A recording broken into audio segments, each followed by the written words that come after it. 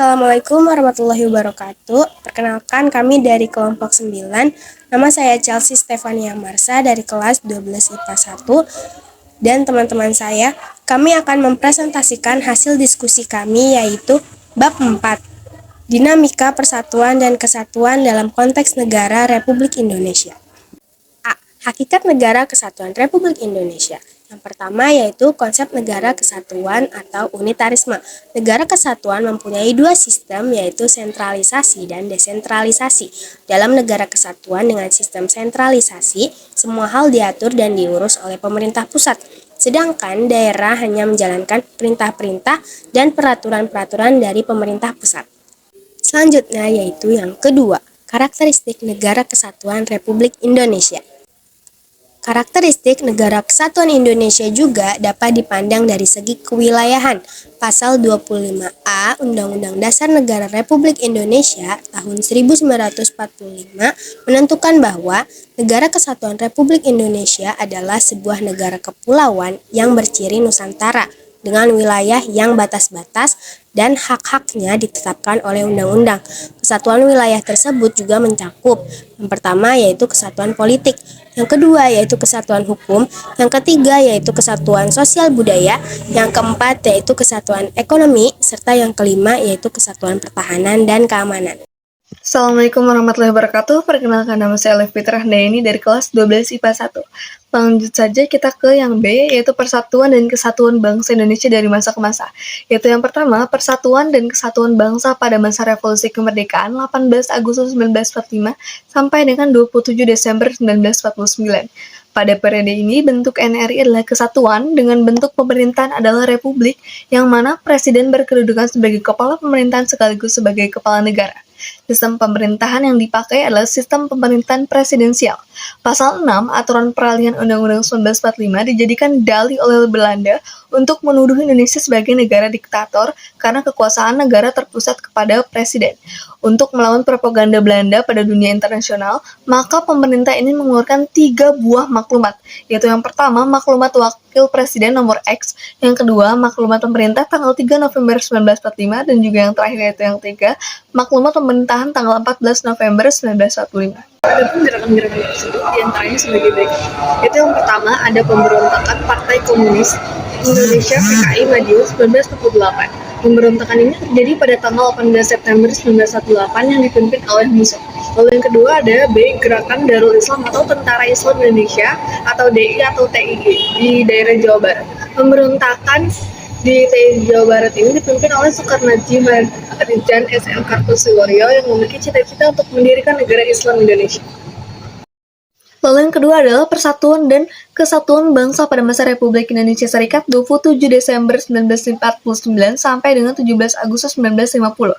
Federalisme pernah diterapkan di Indonesia pada rentang 27 Desember 1949 sampai dengan 17 Agustus 1950. Pada masa ini yang dijadikan sebagai pegangan adalah Konstitusi Republik Indonesia Serikat tahun 1949. Berdasarkan konstitusi tersebut, bentuk negara kita adalah serikat atau federasi dengan 15 negara bagian. Pada masa Republik Indonesia Serikat juga terdapat gerakan-gerakan separatis yang terjadi di beberapa wilayah Indonesia, yang diantaranya yang pertama ada Gerakan Angkatan Perang Ratu Adil (APRA), lalu yang kedua pemberontakan Andi Aziz di Makassar, lalu yang ketiga yang terakhir yaitu Gerakan Republik Maluku Selatan atau yang disingkat sebagai RMS. Lalu di ketiga ada persatuan dan kesatuan bangsa pada masa demokrasi liberal 17 Agustus 1950 sampai dengan 5 Juli 1959. Praktik sistem pemerintahan parlementer yang diterapkan pada masa berlakunya UUD 1950 ini ternyata tidak membawa bangsa Indonesia ke arah kemakmuran, keteraturan, dan juga kestabilan politik. Hal ini tercermin dari jatuh bangunnya kabinet dalam kurun waktu antara 1950 sampai 1959 setelah terjadi 7 kali pergantian kabinet. Yang pertama itu Kabinet Natsir dari 6 September 1950 sampai 27 April 1951. Yang kedua yaitu Kabinet Sekiman 27 April 1951 sampai dengan 3 April 1952. Yang ketiga ada Kabinet Wilopo dari tanggal 3 April 1952 sampai dengan 30 Juli 1953. Yang keempat ada Kabinet Ali Sastroamidjojo 1 yaitu tanggal 30 Juli 1953 sampai 20 Agustus 1955. Yang kelima ada Kabinet Burhanuddin Harahap dari tanggal 12 Agustus 1954 sampai 24 Maret 1956.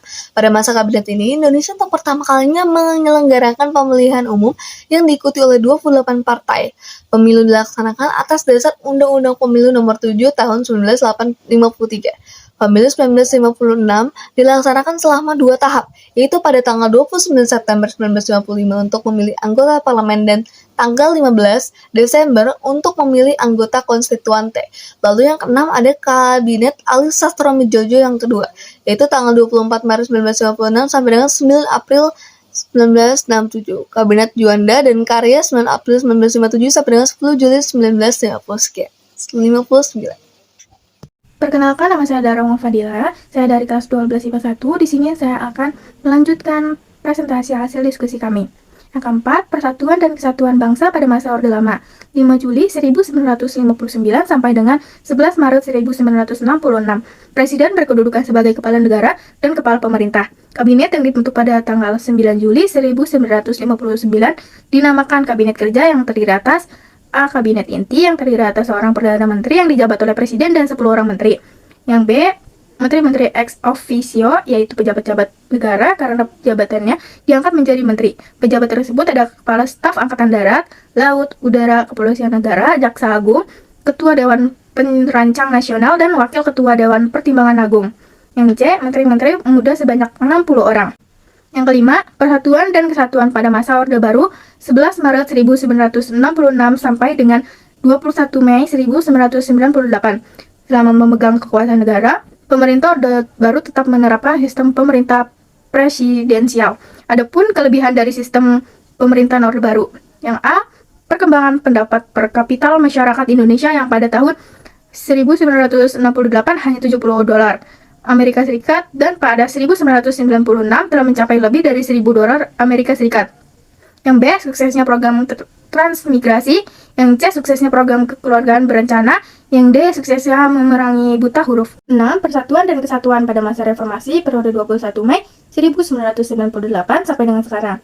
Periode ini disebut juga era reformasi. Gejolak politik di era reformasi semakin mendorong usaha penegakan kedaulatan rakyat dan bertekad untuk mewujudkan pemerintahan yang bersih dari korupsi, kolusi, dan nepotisme yang menghancurkan kehidupan bangsa dan negara. Kesimpulannya, dalam konteks Negara Kesatuan Republik Indonesia, NKRI dinamika persatuan dan kesatuan mengacu pada upaya menjaga dan mempertahankan kesatuan dan persatuan bangsa Indonesia. Ada 3 faktor yang dapat mendorong dan memperkuat persatuan dan kesatuan NKRI, yaitu faktor politik, faktor sosial, dan faktor budaya. Meskipun pada masa lalu terdiri berbagai bentuk pemberontakan dan upaya untuk memisahkan diri dari NKRI, namun NKRI tetap kukuh dan berkembang hingga sekarang.